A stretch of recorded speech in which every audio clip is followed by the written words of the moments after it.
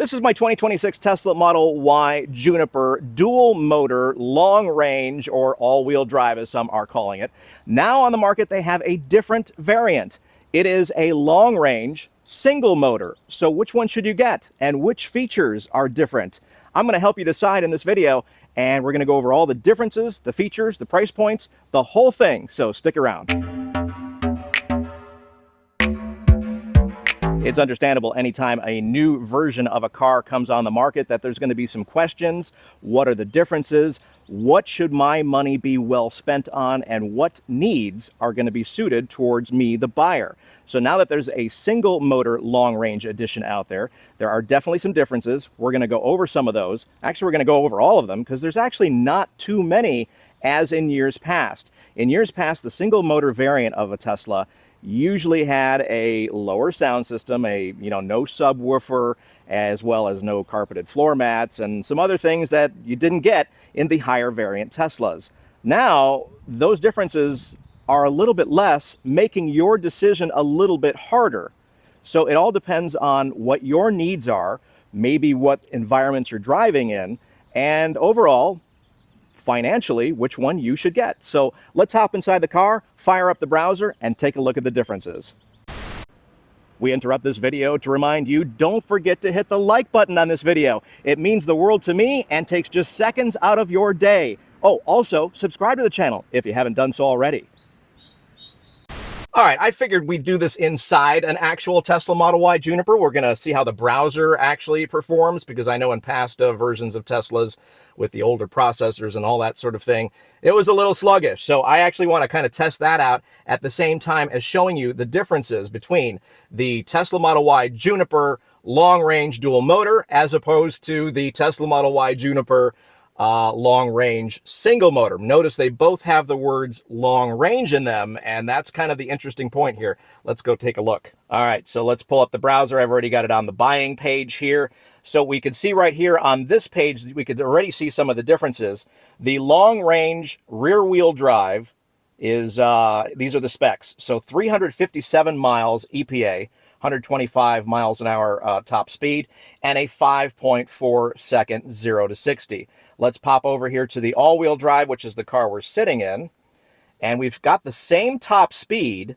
We've got a little bit lower range at 327 as opposed to 357. And the 0 to 60 is a little bit faster on the dual motor. So it goes from 5.4 down to 4.6. Those that like cars, that are enthusiasts, that are speed hungry, that's a big difference. You may not think that is a big difference, but in the world of racing, that's the difference between first place and last place. So make that a factor in your decision. Now, this is the tab that we need to show everyone right here, because it seems to get lost in the shuffle here, and I'm not exactly sure why. So let's tap on View and Compare Features. This is the big one that everybody should be looking at when you are considering a brand new Tesla Model Y Juniper. So under this tab, it's going to show you what's new as opposed to the older outgoing Gen 1 version. And, you can see all the differences. We've got front and rear light bars, a refined interior. We've got everything from every seat. We've got, the rear screen. That's not in Gen 1. I've already paired a Bluetooth controller. My kids are already playing games on it. That's pretty cool. Improved connectivity. I have confirmed that we do have a 5G modem on board these new cars. It's not in place yet. It still says LTE as the connection, but at some point, that might be turned on. So that improved connectivity is not a wrong thing there. Oh, retuned. I put an R in there.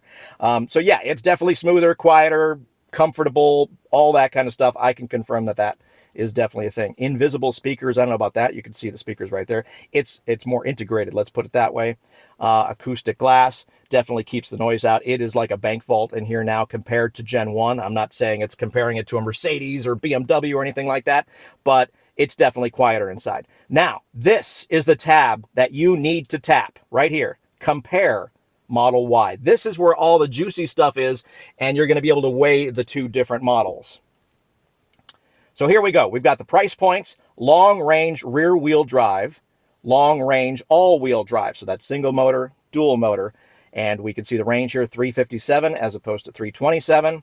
0 to 60, 5.4, 4.6. Supercharger is, I guess, technically kind of faster. It adds more miles in the same amount of time, up to 182 miles in 15 minutes as opposed to 169 miles on the all-wheel drive. Now, here's where it gets interesting.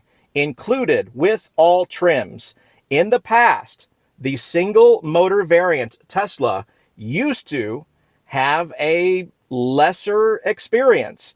It didn't have all the bells and whistles as the higher two models. We don't have a performance as of right now. It's probably going to be out very soon. The main one that you should be looking out for, in the past, the single motor variant did not have the upgraded sound system. It did not have the subwoofer. So now it's included with all trims right here. So we've got first row power recline, heated and ventilated. Second row power two-way folding and heated. So all that stuff is included in both models. So that should be in your decision making. We've got the display on both models, ride comfort in both models, interior footwell and ambient lighting. That used to be taken away by the lesser models. I have a single motor SR Plus Model 3 where all of these features were kind of just gone. Includes the climate stuff, cameras, connectivity, trunk, with the hands-free. I haven't tried that yet. I can't wait to try that hands-free thing. I have not tried that yet. And of course, basic autopilot, again, included with every Tesla. They want to make sure that you know this, so it's on both variants. We've got the comfort, active safety, entertainment. So basically everything that you are looking for in both of these cars is going to be in there, except for the range, the dual motor aspect of it. So all-wheel drive, technically, kind of, sort of. Those all-wheel drive enthusiasts are going to probably comment down below that it's not the real thing, but it's better than, I guess, not. So those are the items that you need to be looking for. And of course, the price point is $4,000. So why would you get the dual motor? Why did I get the dual motor all-wheel drive? But for me, first of all, it wasn't out yet. We heard whispers of it. It was coming out.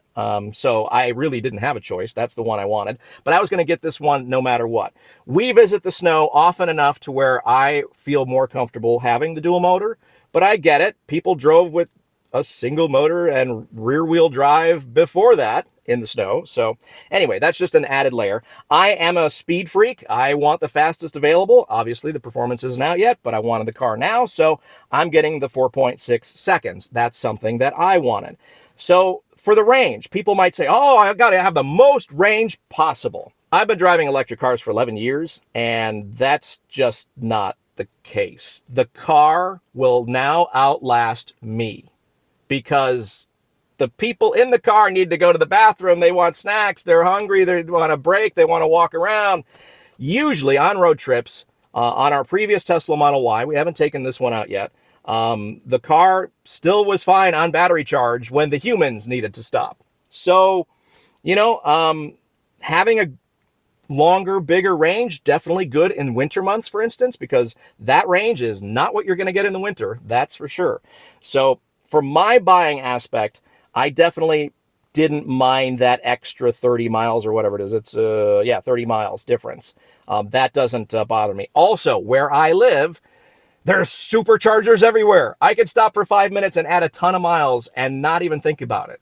It depends on where you live, your climate, your supercharger access. So keep all those things in mind when you're making your buying decision. But for me, with superchargers everywhere and DC fast chargers everywhere and basically chargers everywhere, range is not that big of a deal to me. It's nice, but it's not a huge factor for me.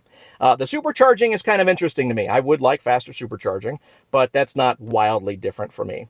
And then you've got everything else included with all trims. So the other factor that's not listed here is the ability to add the $2,000 acceleration boost. That, as far as I know right now, that could change in the future.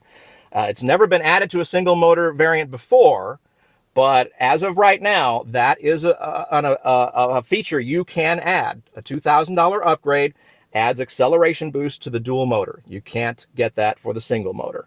I have it on the app right now. $2,000 is a bit much. I'm pretty happy with the speed of the car already, but if that's something you want to do to get almost performance level speed, we don't have a performance model yet. So who knows? Anyway, those are the features to look out for on the new variant, the single motor, but still long range. It's actually a longer range than the dual motor.